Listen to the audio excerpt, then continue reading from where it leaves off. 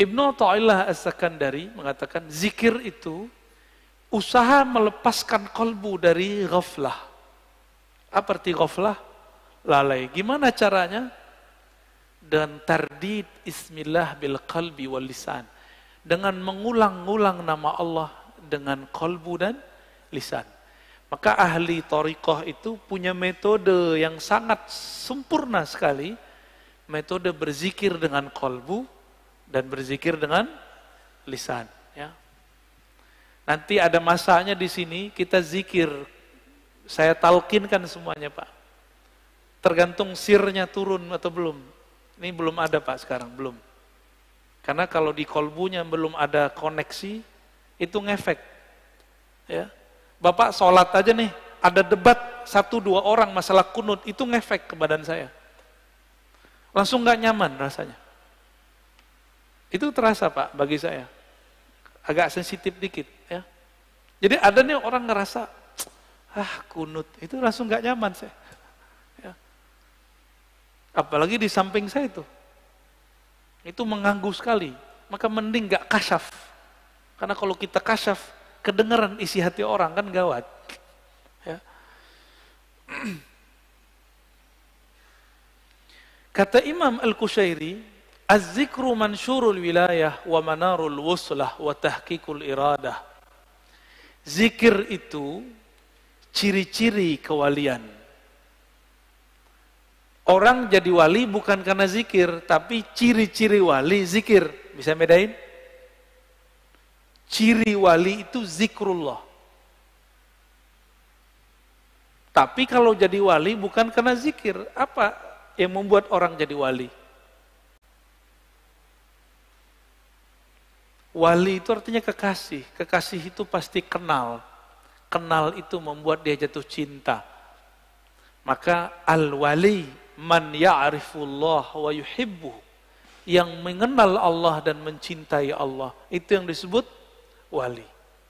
Tapi bagaimana cara kenal Allah? Allah sifatnya sangat sempurna sehingga tidak bisa kita terka-terka. Maka ada 2 mazhab sahabat, mazhab Abu Bakar dan mazhab Ali. Abu Bakar mengatakan, engkau bermakrifat, yaitu ketika engkau mengaku engkau tidak punya makrifat. Udah dipikirin-pikirin, gimana cara kenal Allah? Akhirnya kita mengatakan, ya Allah, akalku tidak sanggup untuk memahamimu. Qalbuku hanya sanggup menyebut namamu. Hanya engkaulah yang bisa mengenalkan dirimu. Maka Sayyidina Abu Bakar mengatakan, al-ajzu an darkil idrak. Ngaku tidak tahu, itulah ma'rifat sebenarnya. Menurut siapa? Abu Bakar As-Siddiq. Lain dengan Sayyidina Ali. Sayyidina Ali mengatakan, la ya'rifuka illa anta ya Rabb. Tidak kenal engkau kecuali engkau ya Allah. Maka kenalkanlah dirimu kepada kami ya Allah. Sayyidina Ali begitu mintanya. Ya. Jadi zikir itu mansyurul walayah, itu pencirian wali. Berarti karena ini ciri-ciri wali, ada yang ngambil ciri-ciri wali, dia bukan wali. Ada yang ngambil zikir, tapi dia bukan wali Allah. Ini hati-hati. Hati-hati ya.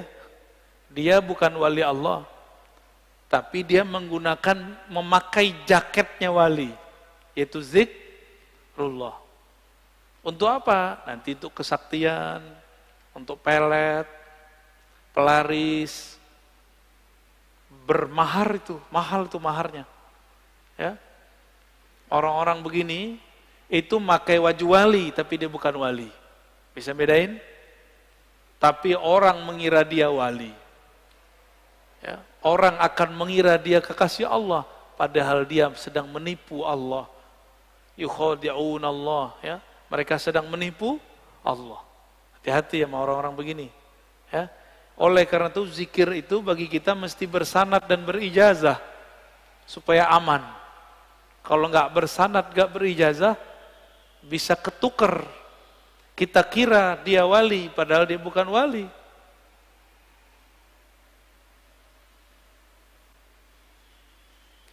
Ciri-ciri orang benar perjalanan ruhaninya, alamatu sihhatil bidayah wa dilalatun nihayah.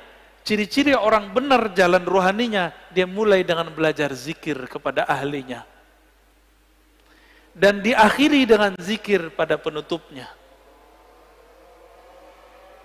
Cuma beda, orang kalau belajar zikir dari awal, biasanya di awal-awal rajin. Kalau orang sudah sampai, ini contoh, guru silat sama yang baru belajar silat beda nggak? Kalau baru belajar silat siapa aja mau diajak tarung, bener. Kalau guru silat nggak perlu, dia diam aja, main di nafas aja dia. Ngelihat langkah orang udah tahu dia ini jawara apa enggak, ya enggak? Tapi kalau yang baru belajar silat gimana? Semua orang mau ditantangin sama dia, ya. Sama lah begitu. Latihannya banyak. Kalau guru silat kan nggak perlu banyak latihan, karena gerakan itu sudah di dalam dirinya. Maka kalau ingin wusul kepada Allah, jangan mengikuti ahwal makomatnya guru, tapi ikuti cara guru supaya bisa menjadi guru. Gimana cara beliau dulu? Beliau pasti dulu rajin berzikir, ya. Ini maksud kalam beliau. Dan beliau mengatakan, Imam Kusyairi, az-zikru ruknun qawiyyun fit thariq, ini yang saya sebutkan di depan. Zikir itu adalah rukun besar, rukun yang kuat yang membuat orang bisa bertahan menjalani jalan kepada Allah Subhanahu wa taala. Ini yang unik. Kenal Ibnu Qayyim enggak? Siapa Ibnu Qayyim? Imamnya Wahabi, imamnya Salafi. Ternyata dia di akhir hayatnya berbicara tentang tasawuf. Dalam kitabnya Al-Wabilus Shayyib, ya, halaman 52, di beberapa cetakan beda halaman, kata beliau, wala raiba annal qalba yasda' kama yasda'un nahas wal fiddah wa ghairuhuma wajilauhu bidzikr. Besi bisa karatan nggak? Bisa.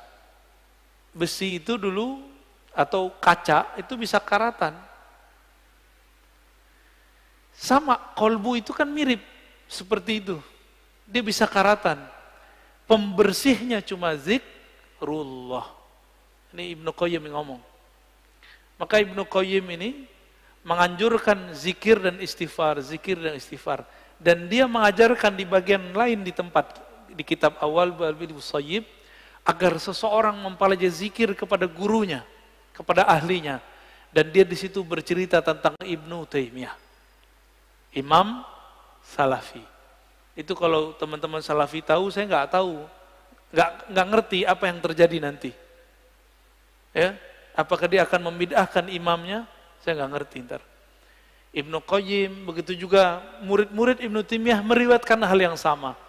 Ibnu Taimiyah habis sholat subuh, beliau duduk membaca zikirnya, wiridnya sampai tengah hari.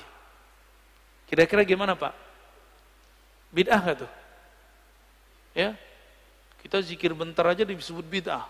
Ya, ini dia zikir dari ba'da subuh sampai siang hari. Di kitab Manaqib Ibnu Taimiyah disebutkan beberapa zikir Ibnu Taimiyah adalah baca Al-Fatihah 40 kali. Gimana tuh? Dia wiridan, torikotnya torikot Al-Fatihah tuh. Fatihah diulang tardidul Fatihah 40 marrah. 40 kali dibaca-baca. Bismillahirrahmanirrahim. Begitu, dibaca lagi. Ini yang kita sebut apa namanya? Wiridan. Ditanya oleh Ibnu Qayyim, wahai Tuan Guru, Syekhul Islam, apa gerangan yang terjadi pada engkau? Kok zikir selama itu? Apa jawaban beliau? Zikir itu adalah ghazai, kuti wa ghazai, adalah makanan ruhku. Itu kata-kata siapa? Ibnu Taimiyah. Jika aku kurang memberikan makannya, maka jiwaku menjadi lemah. Begitu Ibnu Taimiyah di akhir hayatnya. Coba antum zikir bentar aja tasbih, 500 kali puter, langsung diejekin sama mereka ya. Ini terjadi pada Abu Yazid Al-Bustami. Abu Yazid itu hidup jauh sebelum Ibnu Taimiyah. Jadi orang begini itu sudah ada dari dulu. Jadi imam kebetulan. Kebetulan jadi imam. Abu Yazid duduk di pojok situ zikir. Orang udah mau pulang dia masih zikir di situ. Apa kata Pak Imam? Bayazid, ente masih zikir aja, makan apa ente pagi ini? Langsung dia lihat imamnya, imam saya kok gak percaya Allah Maha memberi rezeki. Maka beliau langsung berdiri dan mengatakan, u'idu sholati, aku harus mengulang sholatku. Kenapa? Sholat subuhku tadi dipimpin oleh orang yang tidak meyakini Allah Subhanahu wa taala memberi rezeki. Gawat Pak ya, kalau bab hakikat. Kayaknya kalau begitu banyak sholat yang diulang nih. Makanya mazhab hakikat itu nggak boleh dikembangkan, cukup dipakai sendiri-sendiri. Berat ya?